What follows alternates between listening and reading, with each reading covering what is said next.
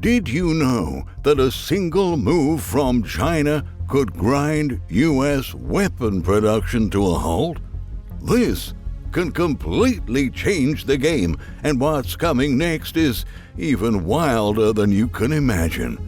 I'm about to show you how the U.S.-China trade war just escalated to a whole new level and is putting America's national security at risk. You may want to stick around for this. Have you heard anywhere in the news that Beijing has officially slammed the brakes on exporting some key minerals to the U.S.? And that is disrupting the production of thousands of weapons in the United States?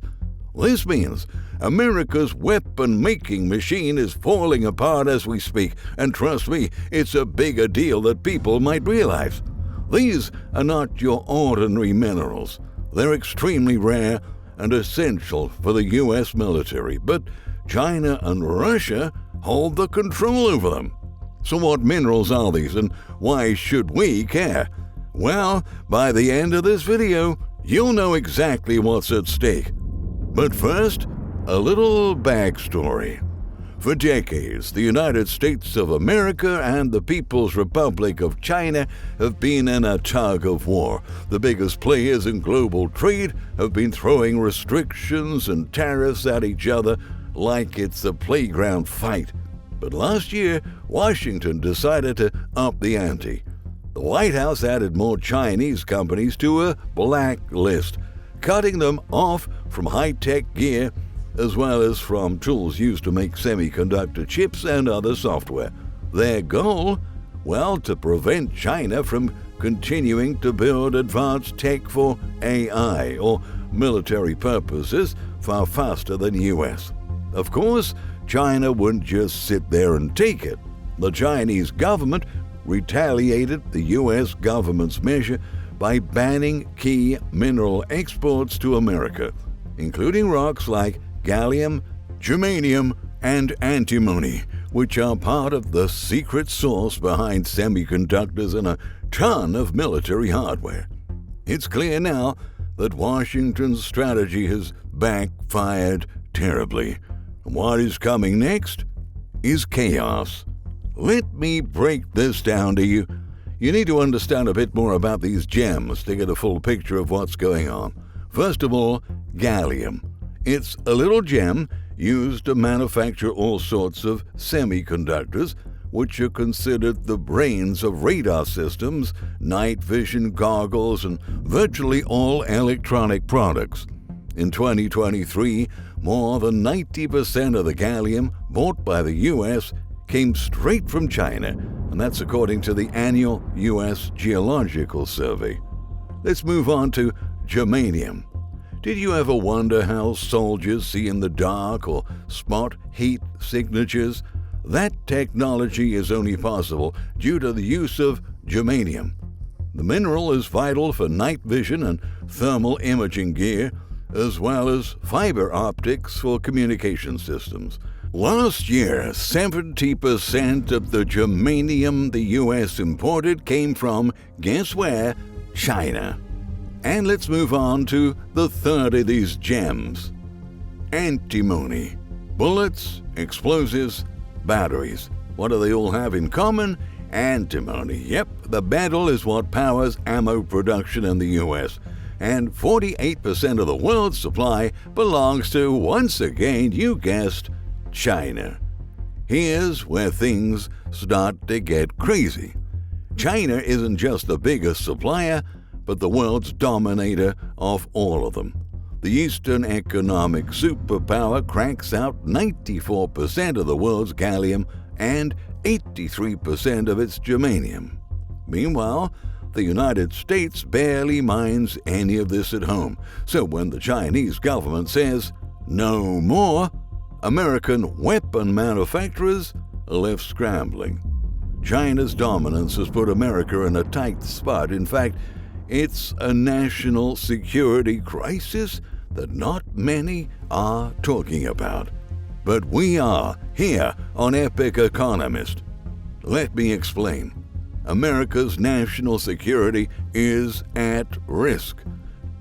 China and Russia control nearly 100% of the world's antimony supply, which is a metal the United States cannot go to war without. No antimony equals no bullets, no missiles, no military electronics.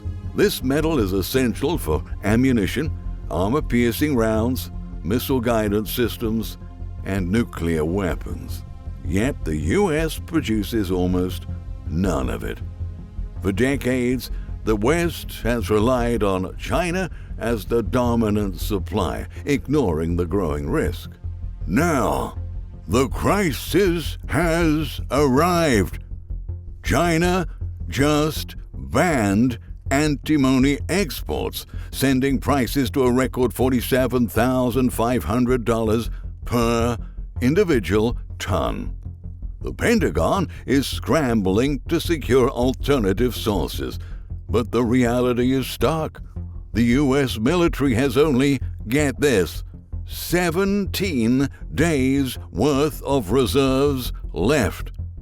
Without a secure supply, America's defense systems are vulnerable.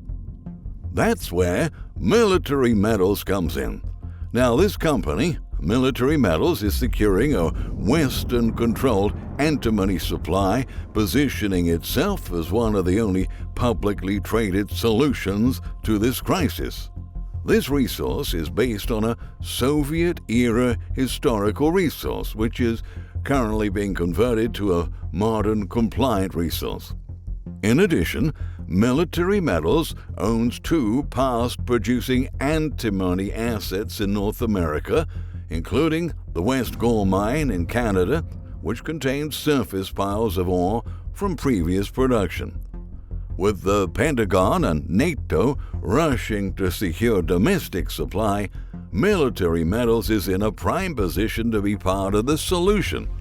We've already seen the U.S. Department of Defense invest $59 million into Perpetua Resources for its U.S. antimony project. With NATO defense spending projected to exceed $1.5 trillion, Military Metals could be next in line for government backing. The urgency is clear. Without antimony, modern warfare is impossible. Yet investors have barely begun to recognize the opportunity. This is one of the most overlooked national security investment opportunities. Antimony prices are soaring, the West is desperate for supply, Military Metals is one of the few companies positioned to capitalize. The world is waking up to the antimony crisis. The question is, are you ahead of the curve? You see, shortages of antimony and other mineral supplies could force U.S. weapon production to slow down or even stop. An estimate by the U.S. Geological Survey suggests that losing gallium and germanium could erase $3.4 billion from the U.S. economy every year. That's billion with a B, enough to make your head spin. But it's not just about money. Imagine a tank sitting half-built because there's no gallium for its radar, or troops going on missions without night vision gear because germanium supplies have been exhausted. That's the kind of real-world mess we're talking about. Things started to go out of hand after the administration issued the most aggressive crackdown on the Chinese semiconductor industry ever. The response of the Chinese Ministry of Commerce wasn't unprovoked. It was actually just one more move in a series of punitive export controls, justified by both nations as homeland security imperatives. In December, Washington prohibited the export of 24 types of semiconductor manufacturing equipment and 3 related software tools to China, attempting to limit its ability to develop artificial intelligence for modern military applications. The export of advanced memory chips, chip-making machinery, and other semiconductor technologies was also prohibited to 140 Chinese chip manufacturers and toolmakers. These companies were also added to the U.S. Department of Commerce's Entity List, a blacklist that mandates U.S. firms to apply for export licenses that will be near impossible to secure. To make the blacklist more difficult to bypass, the U.S. government applied the Foreign Direct Product Rule, which will impact foreign companies that utilize U.S. chips in their tools and make it difficult for American firms to produce these tools in developing nations and then export them to China. The rule is designed to prevent Chinese firms from circumventing the U.S. export bans by importing chips and machinery with components designed in America. For several years, China has been making significant investments to acquire high-end weapon systems and equipment. In fact, the Chinese government is buying military tech gear at a rate that's 5 to 6 times faster than that of the United States. In terms of strengthening military preparedness, China is operating in a wartime posture, while the United States is operating in a peacetime posture. The export ban marked several firsts in the trade war. The first time this sort of restriction was aimed at the United States, and the first time the global trade of Chinese critical minerals was disrupted by U.S. restrictions on advanced technologies. And by banning antimony exports and directly targeting the U.S. market, Beijing is sending a strong message to Washington that it is not afraid to further escalate the trade war by cutting off the United States from critical minerals needed for strategic industries. So, why does all this matter? Listen up. Because America's defense systems are extremely vulnerable right now. But not enough people are talking about the national security crisis that is at our door. A recent report by Govini warns that these restrictions are disrupting the production of thousands of components used by the United States military, particularly in naval systems and nuclear missile technology. The analysis found that more than 20,000 individual parts used by the Pentagon and the U.S. Coast Guard are captured under the ban. The impact, however, will be felt across all branches of the military, the report said. According to the analysis, 6,335 of the affected weapons parts need antimony. 11,351 require gallium, while germanium is used in 12,777 weapons parts. We've got to be honest here. The biggest problem is there's no easy fix for this. China's retaliation was like a punch to the gut, and America's scrambling to figure out how to punch back, or at least stand up straight again. The United States can't just sit around crying over spilled milk. It needs to finally stop leaning on China for these minerals.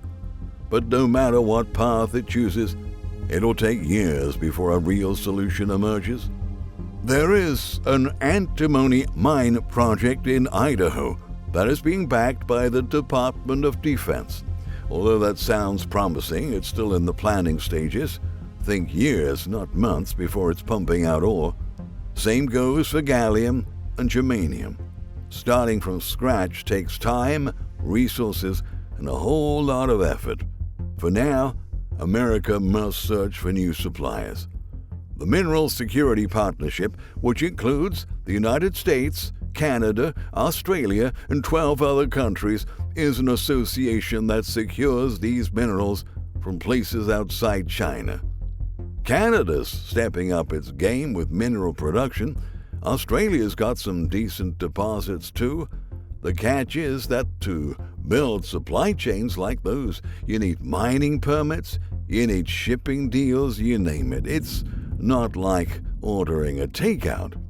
What about recycling? Sure, it would be possible for the United States to sift through old electronics and scrap to pull out some of these minerals.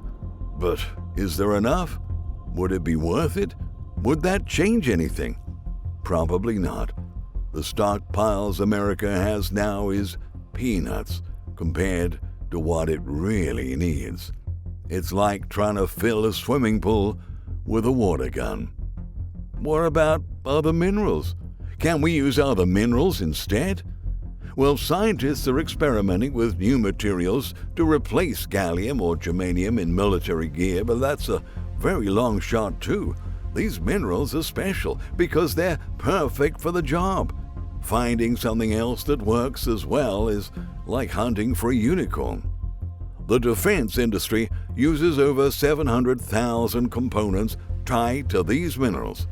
A shortage could also delay everything from fighter jets to missiles.